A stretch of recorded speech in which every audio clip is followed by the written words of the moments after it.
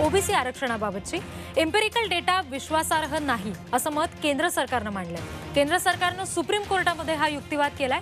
OBC आरक्षण प्रकरणी supreme कोर्टामध्ये सध्या सुनावणी सुरू आहे आणि केंद्र सरकार कोर्टामध्ये त्यांची बाजू मांडते।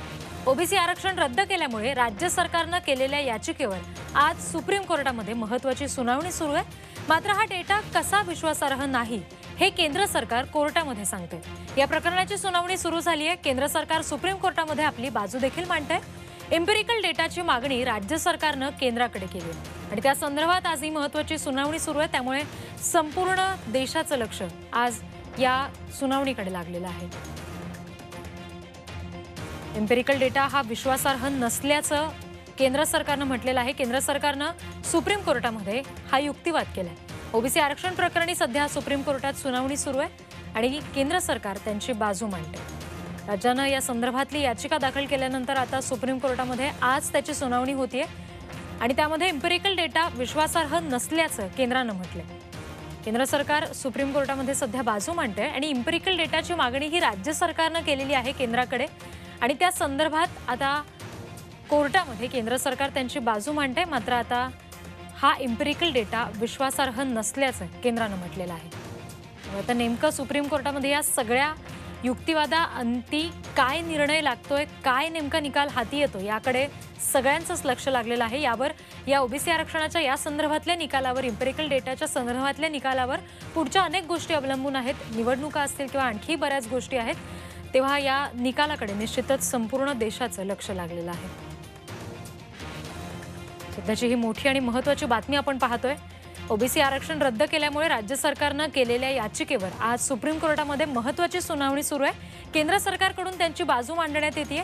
मात्र हा डेटा कसा विश्वासार्ह नाही हे केंद्र सरकार कोर्टामध्ये सांगताना दिसतंय। केंद्र सरकार या सगळ्या प्रकरणामध्ये आता बाजू मांडत असताना एम्पिरिकल डेटाची मागणी ही राज्य सरकारनं केलेली आहे आपल्याला माहिती आहे। आणि या सगळ्या संदर्भात अधिक माहिती घेऊया। आपले प्रतिनिधी रामराजे शिंदे सध्या आपल्या संपर्कात आहेत। रामराजे, आता सध्या कोर्टामध्ये नेमकं केंद्र सरकार या पुढे काय म्हटलंय? डेटा विश्वासार्ह नसल्याचं म्हटल्यानंतर सध्याचे काय अपडेट्स आहेत? दोन प्रकरण आहेत या संपूर्ण आजच्या याच्यामध्ये सुनावणीमध्ये। पहिलं प्रकरण जे होतं, राज्य सरकारने एम्पिरिकल डेटा केंद्रानं द्यावा अशी मागणी केली होती, अशी याचिका दाखल केली होती। आणि दुसरी याचिका दाखल केली होती ती म्हणजे की ज्या निवडणुका आहेत त्या निवडणुकांमध्ये एम्पिरिकल डेटा नसल्यामुळे या निवडणुका पुढे ढकलाव्यात, अशा प्रकारची दुसरी एक याचिका होती।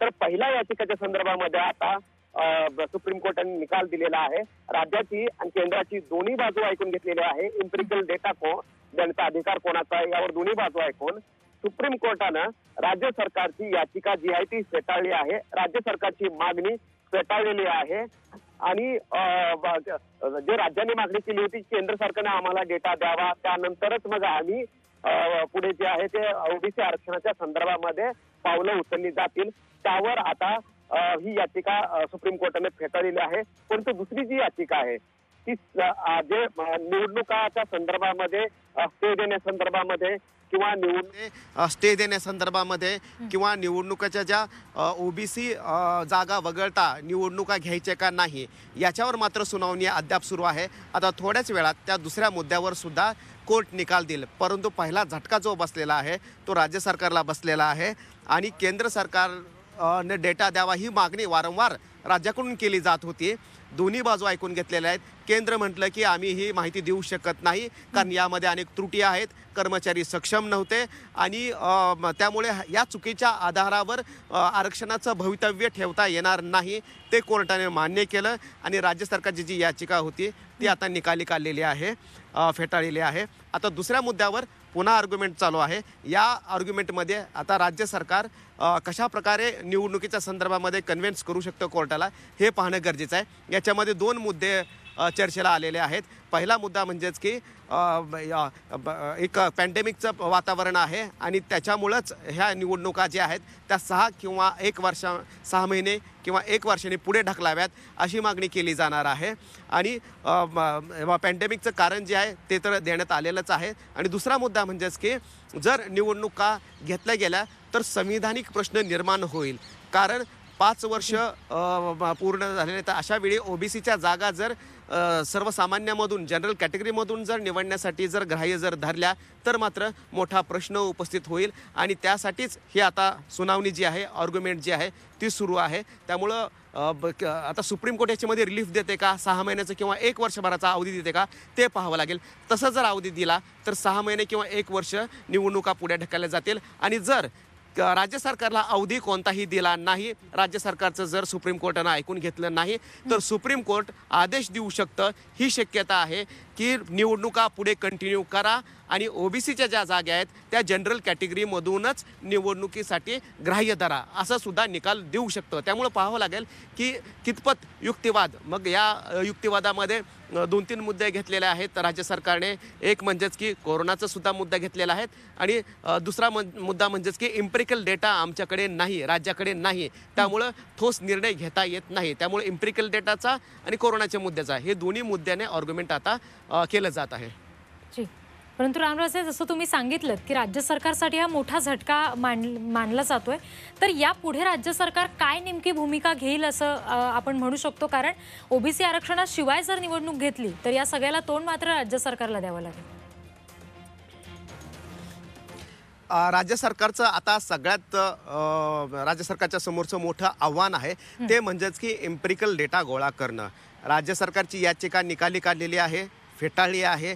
त्यामुळं केंद्र सरकारकडे आता बोट दाखवण्याच्या ऐवजी राज्य सरकारला इम्पेरिकल डेटा कसा गोळा करता येईल यावर भर द्यावा लागणार आहे. कारण त्याच आधारे जर ओबीसी आरक्षण निवडणुकीमध्ये जर द्यायचं असेल तर त्यासाठी आधार द्यावा लागणार आहे. सुप्रीम कोर्टानं हाच मुद्दा विचारला की जर आरक्षण जर द्यायचं असेल तर नेमका आधार काय आहे, त्यासाठी डेटा पाहिजे कोणता तरी. मग तो इम्पेरिकल डेटा तयार केलेला आहे का, सॅम्पल डेटा कोणता तरी तयार आहे का, असं राज्य सरकारने काहीही केलेलं नाही. त्यामुळं इम्पेरिकल डेटा कसा गोळा करता येईल त्यासाठी धडपड आता यापुढे राज्य सरकारला करावी लागणार आहे. आणि त्याच्यासाठी जो अवधी आहे, किती अवधीमध्ये हे गोळा केला जाईल, कशा प्रकारे ही माहिती समोर आणली जाईल, हे मात्र आता कोर्टासमोर सांगावं लागणार आहे राज्य सरकारला. आणि दुसरा मुद्दा की केंद्र सरकार आता कोणत्याही परिस्थितीमध्ये इम्पेरिकल डेटा देण्यासाठी तयार नाही, कारण त्यामध्ये त्रुटी आहेत. त्यामुळे राज्य सरकारला आता आपला मार्ग जो आहे तो काढावा लागणार आहे. केंद्र सरकारने याच्यामध्ये एक आर्ग्युमेंट राज्य सरकारने एक आर्ग्युमेंट केलेला आहे की जो जनगणनाचा कायदा आहे, जनगणनाच्या कायद्यामध्ये आर्टिकल 234 यानुसार हे अधिकार केंद्रालाच आहेत, परंतु या युक्तिवादाचा कोणताही परिणाम झाल्याचं तरी अद्याप दिसत नाही आहे. त्यामुळे राज्य सरकारला आता हा डेटा कसा गोळा करता येईल आणि या डेटाच्या आधारे ओबीसीचं आरक्षण कसं टिकवता येईल हे पाहावं लागणार आहे. म्हणजे की ट्रिपल टेस्ट हा जो मुद्दा आहे, ट्रिपल टेस्ट म्हणजे काय तर अगोदर आयोग नेमणं, आयोग नेमल्यानंतर त्याचा संपूर्ण इम्पेरिकल डेटा गोळा करणं आणि इम्पेरिकल डेटा गोळा केल्यानंतर मग पुन्हा ते मांडून आरक्षण देणं, समोर मांडून आरक्षण देणं, हे 3 प्रकारच्या स्टेप्स आहेत. याला ट्रिपल टेस्ट म्हणतात. म्हणजे की या तिन्ही टेस्टमध्ये सरकारला पास व्हावं लागेल, अंमलबजावणी करावी लागेल, तरच आरक्षण देता येऊ शकतं. छत्रपतींचा विचार म्हणजे